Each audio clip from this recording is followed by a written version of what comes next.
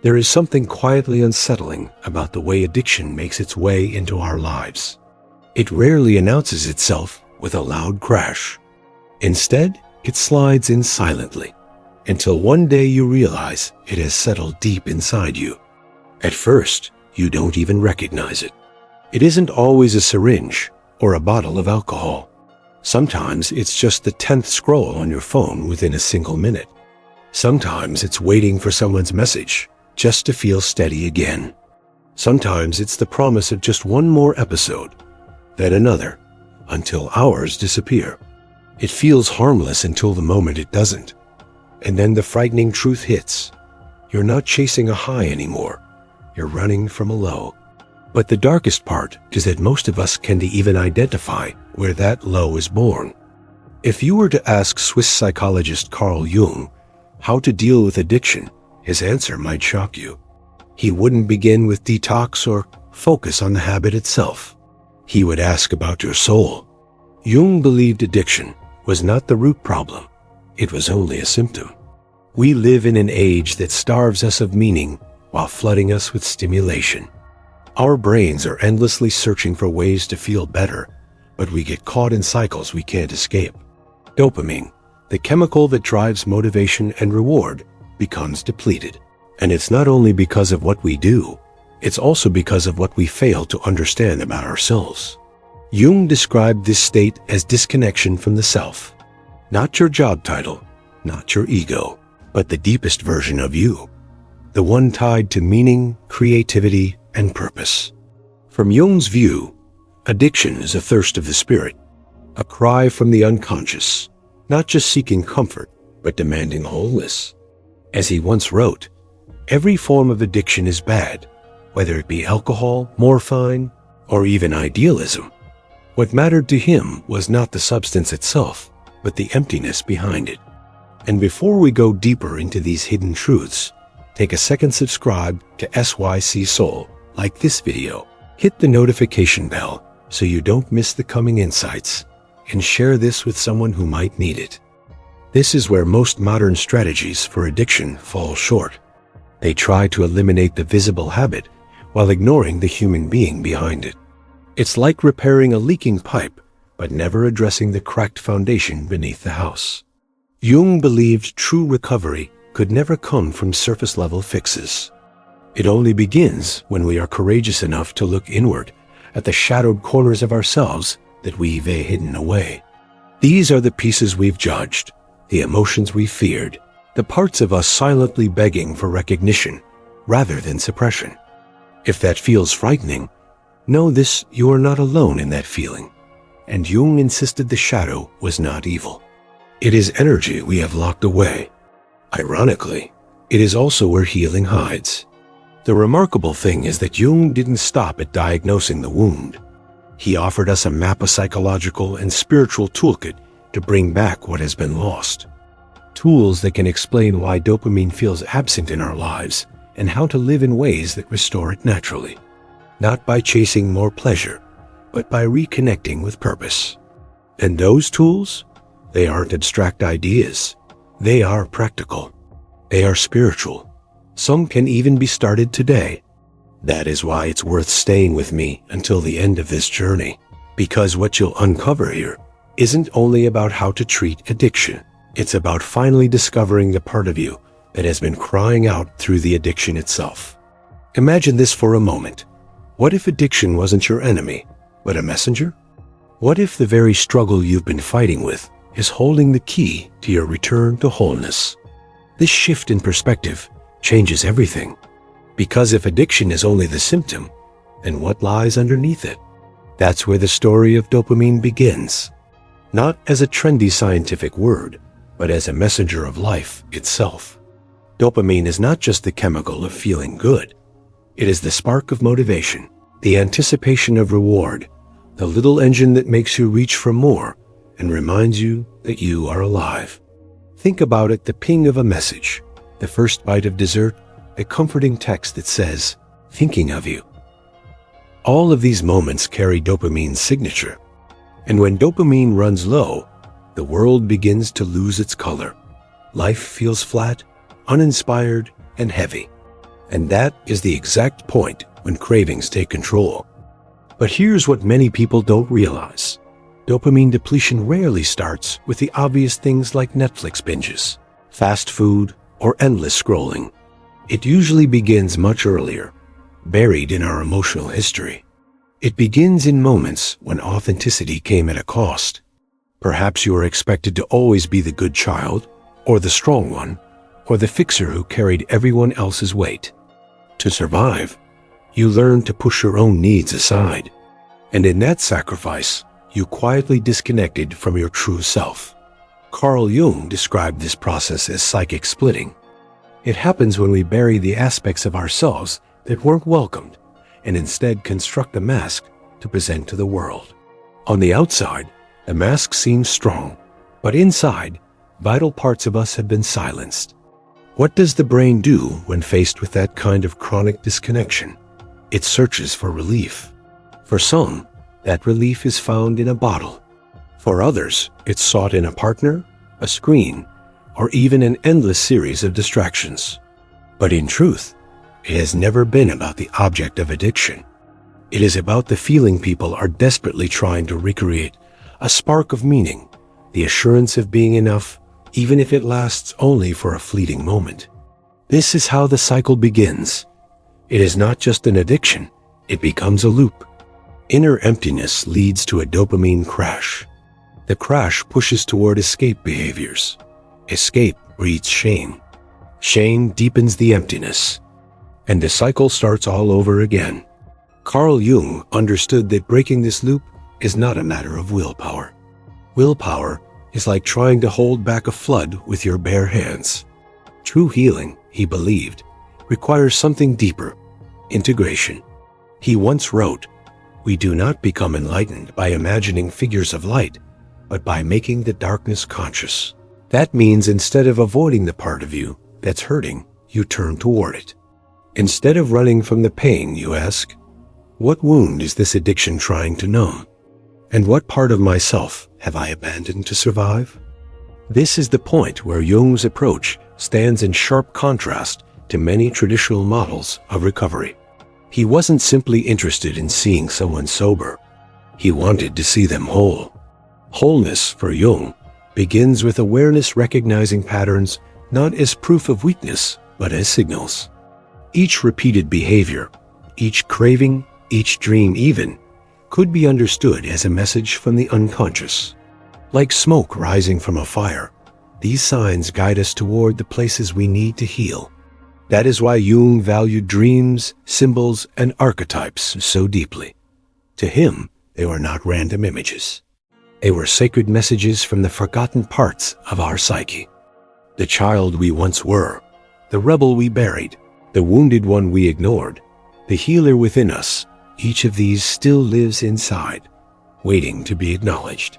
And until we make room for them, we continue trying to fill the void with things that can never truly complete us. But there is a turning point, a powerful one. The very moment you stop treating addiction as a failure and begin to see it as a messenger, that is when healing begins. Addiction is not who you are. It is a strategy your psyche developed to shield you from pain you weren't ready to process at the time. But now, you are no longer the same person. You are curious. You are searching. And curiosity is the doorway to transformation. Jung believed the unconscious speaks to us through many channels. Sometimes through dreams, sometimes through relationships, and very often through our compulsions. If we learn to listen, we can uncover what those compulsions have been trying to say all along. And let me pause here for a moment to connect with you directly. If these ideas resonate with you, if you're finding yourself reflecting on your own life while listening, then I want to hear from you. Drop a comment below and tell me, where in the world are you watching this video from? And if you value this work and feel it speaks to you, let me know that too. Your thoughts and presence matter here.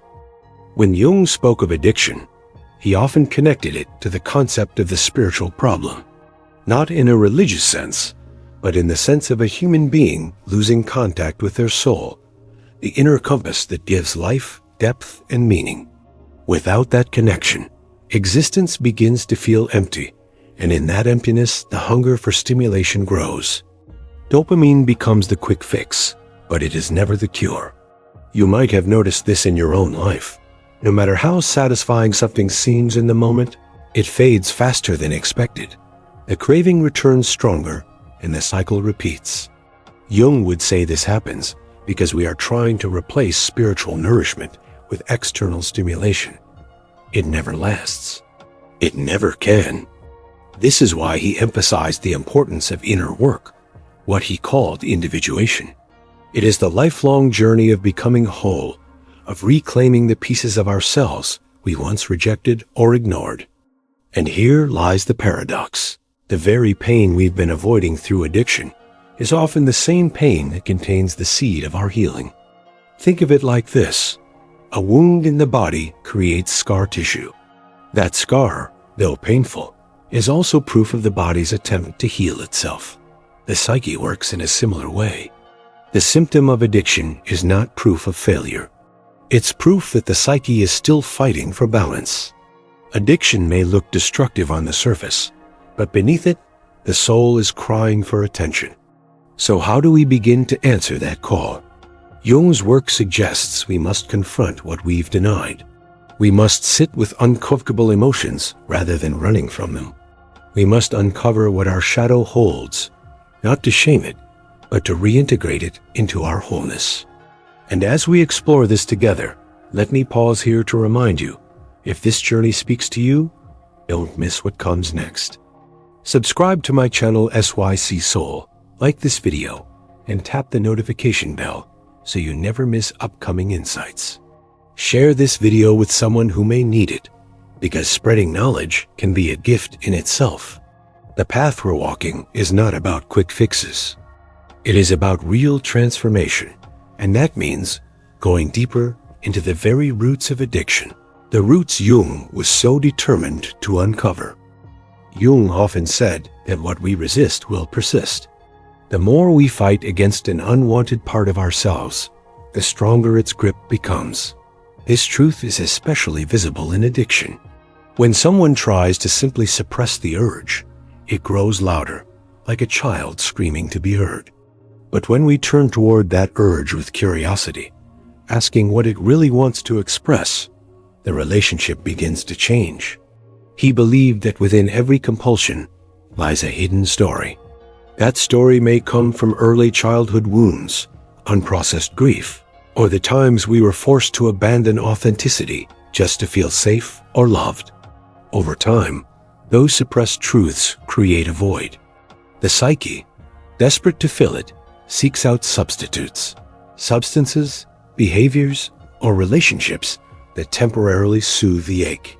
But none of these ever reach the real wound. They only cover it, like paint over a crack in the wall. This is why Jung insisted that healing can only come through integration, not suppression. Integration means we do not exile parts of ourselves. We invite them home. Instead of asking, "How do I get rid of this addiction?" we begin asking, "What is this addiction trying to tell me? What part of my soul have I lost touch with?" The fascinating thing about dopamine is that it mirrors this inner dynamic. Dopamine is not just about pleasure. It is about pursuit. It is about the energy that drives us toward growth, creation, and connection. But when our lives lose meaning, dopamine has nowhere to go. It becomes trapped in cycles of artificial highs and crushing lows. Think of it as an inner compass. When aligned with purpose, dopamine fuels creativity, ambition, and joy. When disconnected from purpose, it fuels endless cravings. This is why simply cutting out an addictive behavior without finding a deeper sense of meaning rarely lasts. The energy has to be redirected, not erased. Jung's work shows us that the goal is not just to quit an addiction. The goal is to awaken to a richer life where addiction no longer feels necessary. And that journey requires honesty, courage, and the willingness to step into the unknown parts of ourselves. Jung often warned that if the unconscious is ignored, it doesn't simply vanish, it takes control. The unacknowledged shadow becomes the puppeteer, pulling strings from behind the curtain of awareness. Addiction is one of the clearest signs of this takeover. What begins as a way to cope slowly becomes something that feels stronger than our own will. It is not weakness. It is the psyche's demand to be heard. Imagine a person trying to walk through life while dragging a locked chest behind them. Inside the chest are all the emotions, desires, and truths they were taught to hide. At first, they manage, but over time, the weight grows unbearable. Addiction becomes the shortcut away to forget the chest is even there. Yet the chest never disappears. It waits, it follows, and it grows heavier. Jung believed that the only way forward was to finally unlock the chest, to see what we've hidden, even if it feels uncomfortable. Because once those forgotten parts are acknowledged, they lose their destructive power. What once drove us unconsciously can then be transformed into conscious strength. This is why healing is not about becoming perfect. It's about becoming whole. Wholeness means embracing the full range of who you are, the light and the dark, the strength and the fragility, the joy and the sorrow. Jung taught that the psyche longs for balance, not perfection. And often, the very thing we fear about ourselves turns out to be the missing piece we need. When someone addicted begins to understand this, the cycle can shift. Instead of endlessly chasing dopamine highs, they start creating meaning. Instead of feeling trapped by cravings, they begin to listen to what those cravings are signaling. This doesn't happen overnight, but with each step, the grip of addiction loosens. And here is something worth noticing. Every story of recovery, in Jung's sense, is also a story of rediscovery. People don't just quit a harmful pattern. They find talents, passions, and dreams they had lost along the way. Addiction covers the treasure, but the treasure remains. One of Jung's most powerful insights was that addiction is not a random enemy, but a meaningful signal from the psyche. He described it as a kind of symbolic language, a cry from the unconscious that something vital has been left behind. The substance or behavior is never the true problem. It is a substitute for what the soul is deeply longing for. Take, for instance, the person who drinks not just for the taste, but for the temporary silence it brings to their restless mind. Or the one who turns to endless scrolling because stillness feels unbearable. These actions are not meaningless. They are attempts to soothe an inner absence. But Jung would say the answer is not found in removing the habit alone. The answer lies in asking, what is the absence really about? This is where his concept of individuation becomes so important. Individuation is the journey of bringing the unconscious into consciousness, of recovering the forgotten pieces of our story, and of weaving them back into a whole self. Without this process, life remains fragmented. With it, even the darkest struggles can become the soil from which growth emerges. Jung often reminded us that every shadow holds potential. What feels like destruction can be transformed into creation once it is brought into awareness. For someone trapped in addiction, this means the very force pulling them down can, once understood, become the energy that lifts them up. The craving for escape can turn into the longing for connection. The desire for more can become the drive to create. Think about how dopamine itself works. It is not about satisfaction, but about movement. It pushes us towards something. When we give it empty goals, it chases empty rewards. But when we give it meaningful goals, it becomes fuel for transformation. This is why people who redirect their energy into art, service, or authentic connection often find their addictive urges diminish. The same chemical that once trapped them begins to empower them. Jung would say this is not coincidence. It is the psyche reclaiming its balance. Addiction is a distortion of energy, but energy can always be redirected. The question is, are we willing to face ourselves deeply enough to allow that shift? Carl Jung understood that the path of recovery is not linear. It is a spiral, often bringing us back to the same challenges, but each time with a new perspective. He believed this was not failure, but part of the process of growth. Each return to an old pattern is an invitation to see more clearly what remains unresolved. This is why he placed so much emphasis on awareness. Without awareness, we repeat cycles unconsciously. With awareness, even relapse can become a lesson instead of a defeat. It is not about perfection, but about persistence, the willingness to keep turning toward truth instead of running from it. Jung often compared this work to alchemy. In ancient times, alchemists sought to transform base metals into gold. For Jung, this was a metaphor for psychological transformation. The base metal is our suffering, our addictions, our shadows. The gold is the wisdom, strength, and meaning that emerges when we work through them. Addiction, then, is not just a curse. It is also an opportunity. But alchemy requires heat. It requires pressure. The fire of suffering is what cracks open the hidden potential within us. Many who walk the path of recovery describe this exact experience, that their darkest nights eventually became the birthplace of their deepest growth. Jung's insights remind us that this is not accidental. It is the psyche's way of demanding transformation. When dopamine systems are hijacked by empty pursuits, life feels smaller, narrower. But when those same systems are reclaimed through meaningful goals, life expands. Suddenly, small things carry significance again. A conversation, a piece of music, a quiet walk. These are no longer just passing moments. They become living proof that joy is possible without escape. This shift is subtle but profound. What once seemed like endless craving slowly transforms into curiosity about life itself. What once felt like despair becomes the soil where hope grows. This is the gold Jung believed was hidden within the struggle. Healing addiction, in Jung's view, is not about becoming who you used to be. It's about becoming who you were always meant to be.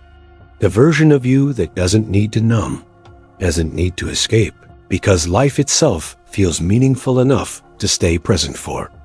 This is what Jung called individuation, a lifelong journey of becoming whole. Not perfect, not flawless, but integrated. To reclaim the parts of yourself you abandoned. To welcome back the shadow, the inner child, the dreamer, the healer. To weave all those fragments into one coherent, authentic self. Most people think healing means going back to a time before the pain, before the addiction. But Jung would say that time was already broken. The goal isn't to return, it's to go forward. To step into a new life that addiction itself was trying to push you toward.